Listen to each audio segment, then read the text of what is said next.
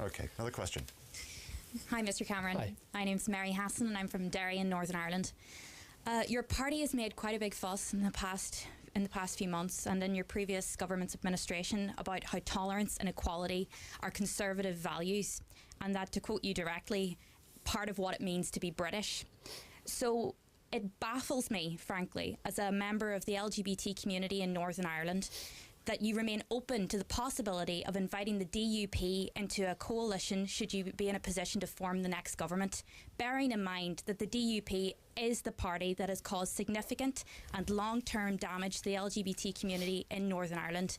This party has had MPs and elected representatives who have blamed gay people for Hurricane Katrina, voted consistently against government bills to prohibit discrimination on the basis of sexual orientation. They've called Pride repugnant. They've consistently blocked motions for marriage equality and uphold a gay blood ban, and currently are putting forward the Conscience Clause bill. Now, I'd like to know, is staying in office more important than the LGBT community in Northern Ireland, a country of which you are Prime Minister?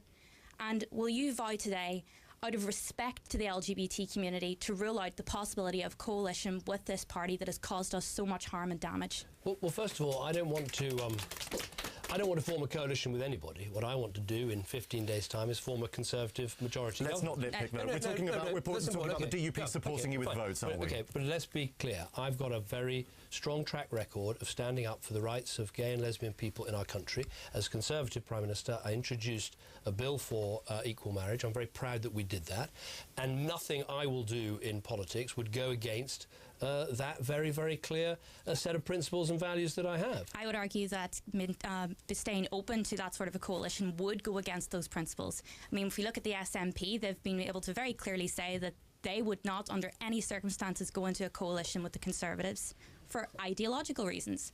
And I would like you to make a statement here today that the values of the DUP in relation to the LGBT community are not the values that the Conservative Party holds. I totally disagree with the DUP about this issue. I mean, absolutely, and nothing I ever do will go against the values I have about believing in equality and equal rights for gay and lesbian people.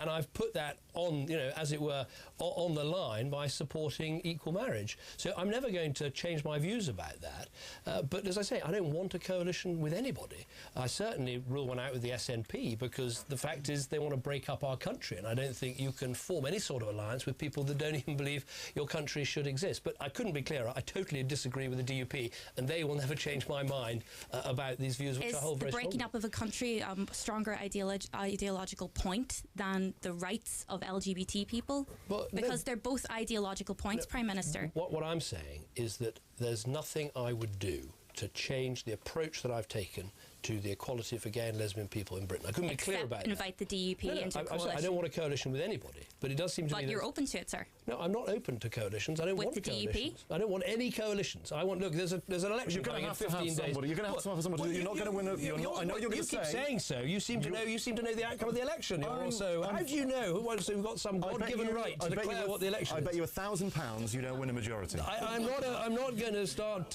taking bets, but there is every opportunity in the next 15 days for there to be a majority government, and I think I've got a perfect right to fight for that majority government. What I'm saying very, very clearly is nothing I do will ever undermine the belief I've got in the importance of equality for gay and lesbian people, and I've got a track record of that as Prime Minister of this country. You just tweeted this afternoon a little video of Alex Salmond at a meeting in Scotland making a joke about writing Labour's budget. It's a pretty extraordinary video. Have you seen it? I have. He's basically saying, I'm going to write Labour's budget. It's jokes that he's going to write Labour's budget. I'm not sure that's the case, actually. Well, everyone laughs. Well, there's a very serious point here, which is if you have... Because, look, there's a fact happening in this election. Labour are getting wiped out in Scotland by the SNP. That is not my responsibility. That just seems to be happening.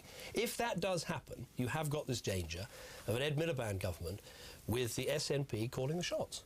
And that worries me because the SNP, they don't come down to Westminster to think, let's make a success of the United Kingdom. They come down to try and break up the country. So now, that is very worrying. To everybody in Scotland listening and watching on the iPlayer that's going to vote SNP, they're not voting SNP because they want what you've called this toxic combination. They're voting SNP because they want an SNP They've got every right. They've got every right to vote for what they want. But I think that the people in the rest of the United Kingdom do have the right to ask, what would an SNP influence on a government be, given that they don't want the rest of the country to be a success? In fact, they don't actually want the rest of the country to exist. What would a DUP influence on the country be?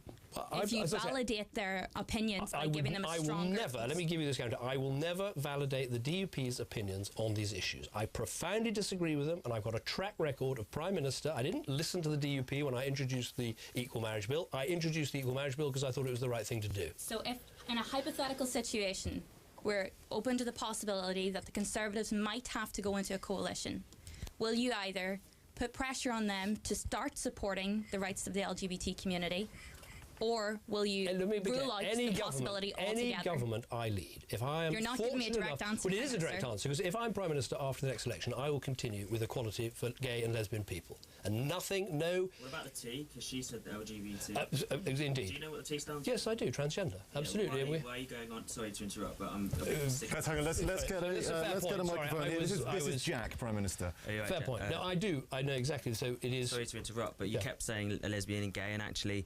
transgender people are just as important. I was born female and I transitioned at the age of 16, and it makes me very angry to know that even the Prime Minister is sat there voicing the points of lesbian and gay people, but you don't say transgender. You're quite right, I should have done.